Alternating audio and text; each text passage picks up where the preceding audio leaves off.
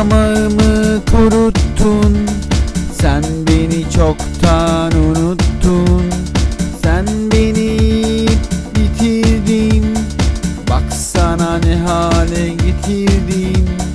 Söyle bana neydi suçum? Varsa bir durum yapalım açık oturum. Söyle bana neydi suçum?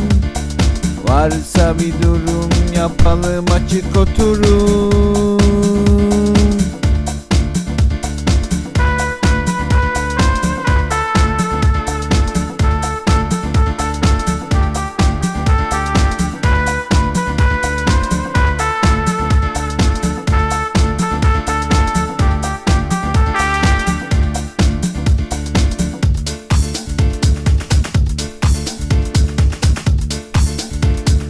Dilimi damağımı kuruttun.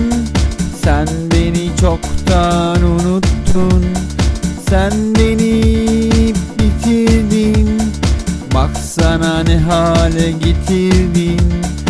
Söyle bana neydi suçum?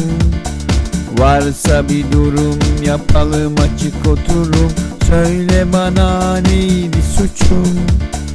Varsa bir durum yapalım açık oturum.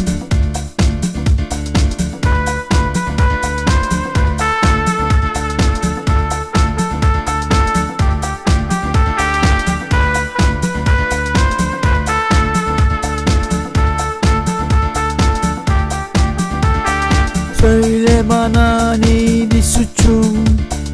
Varsa bir durum yapalım açık oturum.